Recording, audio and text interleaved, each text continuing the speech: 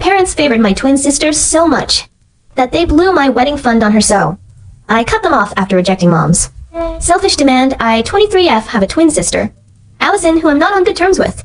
Scratch that I'm not even on speaking terms with her, and neither with my parents. We used to be at least on talking terms in spite of the way I've been treated in the past, but for the last 2 years I've kept my distance, and they hadn't bothered to reach out to me either until recently. Allison is 12 minutes older than me, and by default the golden child because she's older. My parents only wanted one kid because that's what they had planned for, and they didn't have the means to raise two.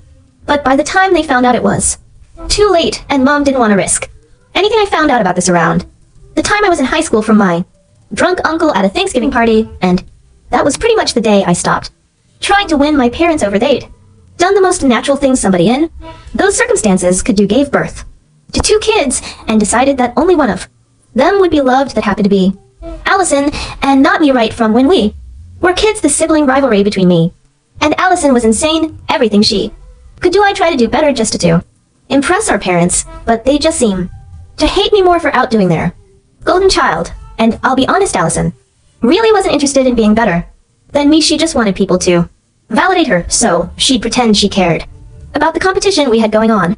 I'll admit that she was good at manipulation and making people believe that she actually felt hurt when I do things better, which led to a lot of people validating her feelings and putting me down to make her feel better.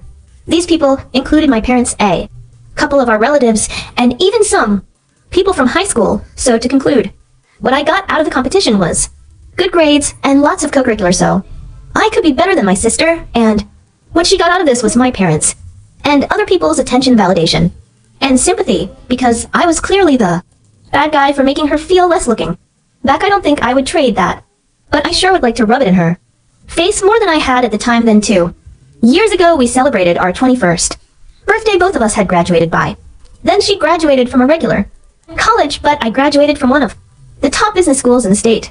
Not only that, I'd also been the valedictorian and had also been on a scholarship, which meant that my parents had saved quite a lot on my education and called me crazy, but I actually expected my parents to be happy about it.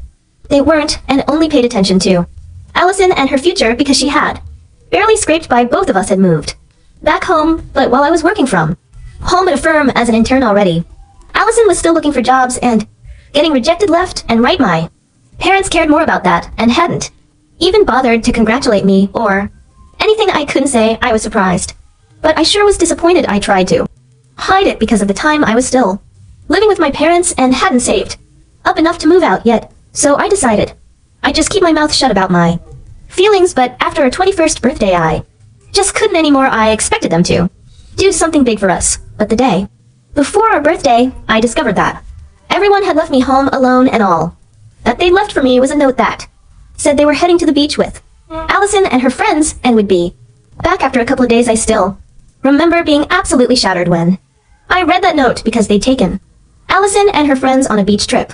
Well, all I got was a happy birthday note and a $50 gift card. A lot of things had been unfair about my childhood, but that was where I drew the line. It was just so hugely disappointing and heartless of them that I decided to move out that day and never look back. I had a couple of friends who were willing to let me stay with them until I found a place of my own and could afford it, which wouldn't take long because the firm I was entering, it was probably going to hire me after the internship was over, so I just needed a place to live for 2 months at most. I packed my stuff and moved in with a friend of mine without telling my parents or sister, and haven't looked back even once. Neither did they miss me enough to ask me to come back. They did call me on my birthday the day after I moved out, but not to wish me. They wanted to tell me that they'd be back soon and said that I should probably get a plumber to get the tap fixed. I told them that I wasn't living at home anymore and that I'd moved out, thinking that at least that information would get a reaction out of them, but with no such luck. My parents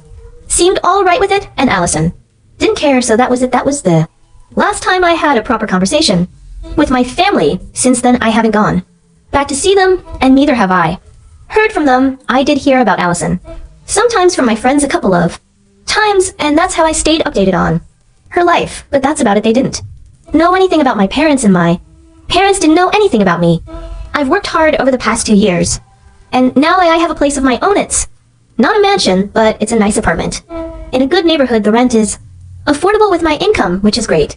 Because most people my age haven't been able to get here so quickly, I'm happy with how my life has turned out, and I've tried my best to keep my family out of my head. I know that Allison got married a couple of months ago to some businessman almost 10 years older than her and is now living it up in California. I thought all was okay with my family, but 2 days ago I received a call from my uncle telling me that I had to come to visit my parents quickly because they'd been in a really bad car crash and wanted to see me. I rushed to the hospital as soon as I could because of course I'm not that heartless. On reaching, I found out that they'd already been in the hospital for a couple of days and were healing from their injuries. A truck had hit their car and they'd survived, but with serious injuries. They didn't have health insurance because my dad had always believed that if we just took care of ourselves, we wouldn't need the hospital at all, which is by far one of the most idiotic takes I've ever heard. They'd first contacted my sister, but she told them that she wasn't going to come back,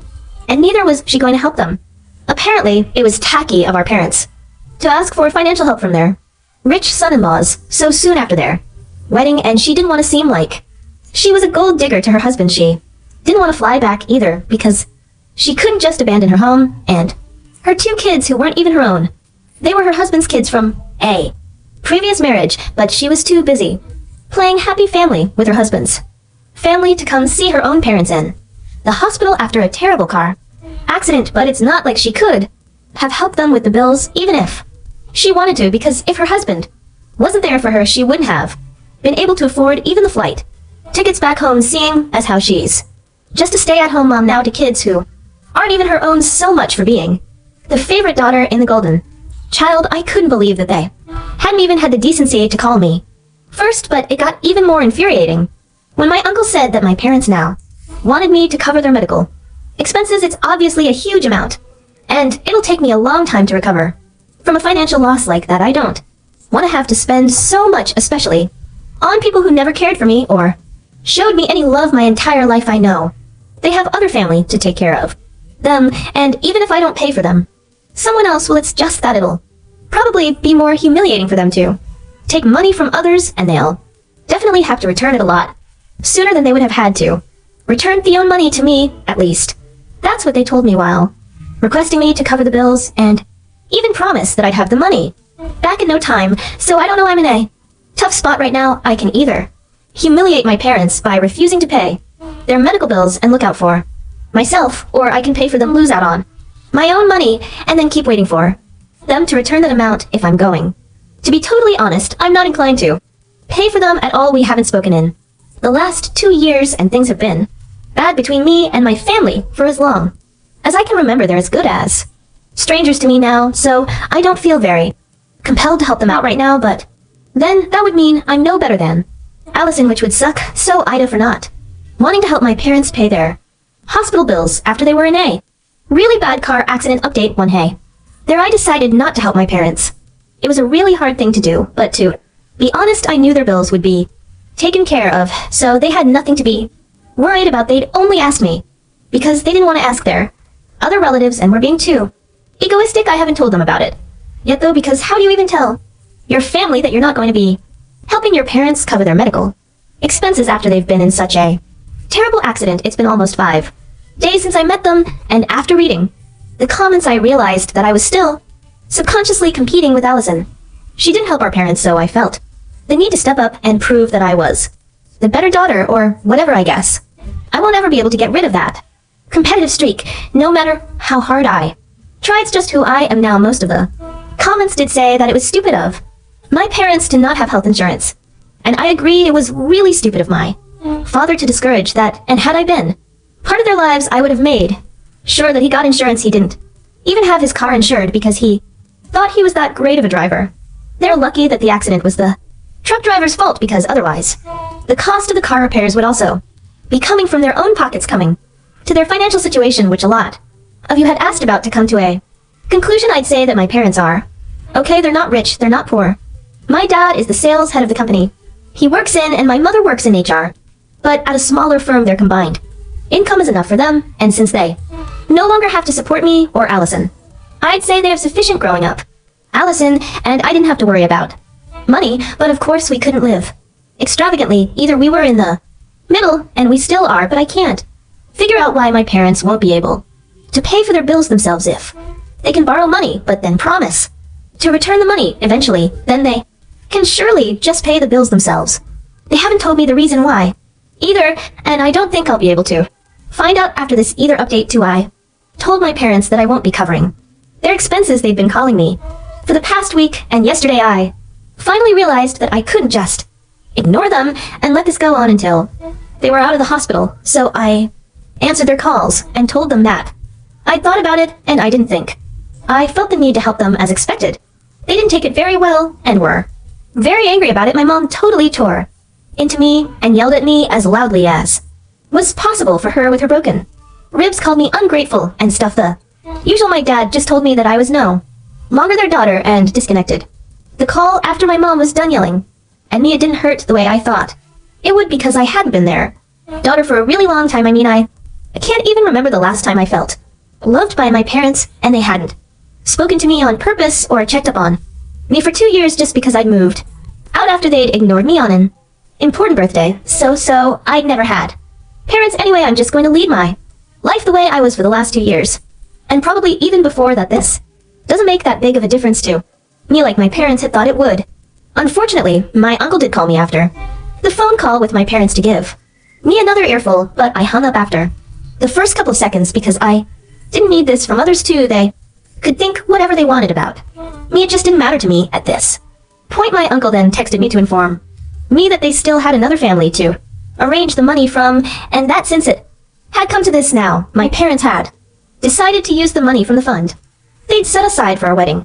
They'd already blown more than half of the wedding fund on Allison's wedding, and whatever little money they had left after that they'd spent on a Europe trip, which is why now they barely had any savings left, and that's why they couldn't pay for themselves. So that's one mystery solved. Of course, my uncle had told me everything to make me feel bad, but all it made me feel was relief that I hadn't spent my hard-earned money on my parents' bills. They'd spent their own savings irresponsibly, and that wasn't my fault. They're not having insurance because of their own delusional beliefs was also not my fault.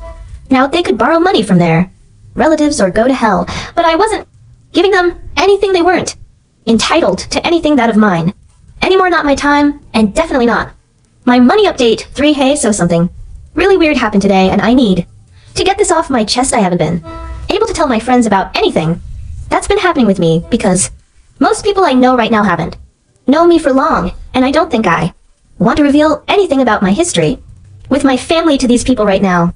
So Reddit is all I have anyway. It's been almost 2 weeks since I last spoke to my parents. A couple of hours back around the evening, Allison showed up at my place, and I was surprised by her sudden visit. Firstly, because I didn't think she'd know where I was living, but one of our old friends from high school told her the neighborhood I lived in, and she did some asking around to find out where I was, which was a lot of effort for her to undertake to meet me of all people. She also looks and acts very differently. From what I remembered, she's become more refined and sophisticated, I think, and that's been a huge difference because earlier she used to talk like she was still in high school, but now she sounds more ladylike somehow and even behaves better. Her way of dressing has changed. The jewelry she wears has changed, and even her makeup. It actually felt like I wasn't even talking to Allison today. Everything about her is aged all of a sudden, but one thing that hasn't changed is how she is a person. I guess you cannot put makeup on your heart and tell people to call it Mrs. Davis like she did with herself. Her personality and beliefs haven't undergone any renovation for. Sure, I let her in after she knocked at my door, and I was really surprised to see her, but I was also curious to know why she'd come by, so I decided to talk to her after some small talk about her life, where she told me everything that she'd been up to unprompted and bragged about how fabulous her life was as a stay-at-home mom of 2 toddlers married to a wealthy guy without anything to worry about except for her cuticles. I waited for her to get to the point while politely nodding at her boring speech about how wonderfully underrated being a traditional housewife was. She was even advising me to do the same, so I really couldn't wait for her to finish talking about irrelevant things and get to the damn point, which she did after about 15 minutes of talking about her life. She told me that she'd come back here on her own because our parents had apparently been begging her to come see them after the accident. They didn't want her money but just wanted her to be there for them. And so after 2 weeks, they come back and figured she'd come to see me too, so we could bury the hatchet. So far so good, but then she started complaining about how needy our parents were and that they were being disrespectful of her new family. She went on and on about how she had to abandon her 2 babies with their nanny just so she could visit them, and that she hated our parents for making her choose between them and her kids. I'll never be able to make sense of why exactly she keeps referring to them as her kids when they're obviously not her. She told me a lot about her marriage and her husband, even though I hadn't asked, and from what I gathered, the guy she'd married had probably only married her to increase his chance of getting at least partial custody of his kids, which he did, but she thought that he actually loved her or something. He'd been in the custody battle for quite some time now, and since he was a full-time businessman, he didn't have enough time to spare for his kids. His ex-wife was using that against him, but then he announced that he was engaged and was getting married as soon as the divorce came through, and that tilted the scales for him. Allison told me all of this while bragging about how she had saved those kids, but it just sounded to me like her husband had used her. They hadn't even known each other for more than a year when he asked her to marry him, so it was very clear that he was not in love with her. Nobody fell in love that quickly, especially after a divorce, but she seemed blissfully unaware of it, or maybe she knew that he didn't but was willing to look past that because of the huge bank balance, and was okay with being a glorified nanny to her husband's kids. In addition to that, she was mad at her own parents for wanting her to be by their side after they'd been in a really bad accident, because that was somehow taking away from her time with her new family, which comprised a husband who probably didn't even love her much, and 2 kids who were not related to her at all and were doing just as fine with their nanny as they were with her. If the word ungrateful ever had a face, it would be Allison's. I'm no fan of my parents myself, but honestly, when she was talking to me about how they were being too needy, I couldn't even believe that this was the girl they'd rejected me over and over again for. Then she got to the point of her visit and told me that she'd be leaving in 2 days. She'd promised Mom and Dad that she'd stay for at least a month, but she claimed that she was already bored of listening to them talk about the accident and how they'd had the worst experience of their lives for the 10th time and needed to get back home soon. So now she wanted me to reconcile with them and take her place, because she didn't want to feel the guilt of knowing that she'd abandoned her parents when they needed her to be there for them. She didn't know that they'd cut me off yet again because I refused to help them with the bills, probably because they don't talk about me or even think of me, so they didn't bring that up with Allison. She was here because she wanted sympathy for me, because she'd had to deal with our parents and had to abandon her family, and now wanted to use that sympathy for her own gain and make me step into her shoes and become our parents' emotional support, because she didn't feel up to the task. It was just classic Allison manipulation, but I knew it all too well and didn't fall for it. I also had no intention of telling her that while she was at my house, which would inevitably lead to a fight, so I told her that I'd try, but I know I won't. She left after telling me to keep in touch, but we both know she doesn't mean that. I was actually glad to see the back of her, because not only was she a terrible and narcissistic person, but she was also really boring to talk to. I could barely get a word in while she droned on about her uninteresting life in California. It basically just revolves around parties, her stepchildren, and her husband. She thinks she's living a life, but I thought it was really sad, since clearly her husband doesn't love her, and her kids spent half of their time with their mom anyway, so of course they're going to grow up to prefer their biome over Allison, and probably do so even now. From what I heard, hurt, but it's okay, because that's the life she chose for herself, and the life I choose for myself is going to be one that is far, far away from my family, because they're really undeserving of even 1/4 of my attention or sympathy. If anything, today taught me that I've been right to distance myself from my parents and my sister, because I do not want to be part of these people's lives. They're incredibly selfish and cruel, and I highly doubt they're even capable of thinking of anyone apart from themselves, especially Allison. I'm ashamed that I'm even related to such people. Honestly, at least now I've been able to cut ties with all of them for good, and it isn't likely that they'll be able to get in touch with me anytime soon. I blocked Allison as soon as she left, and I've already had my parents and other relatives blocked for a couple of days now, so I think I'm safe from being troubled by my family for at least the near future. I'll pray that they don't get back in touch with me after this either, because I'm way better off without them.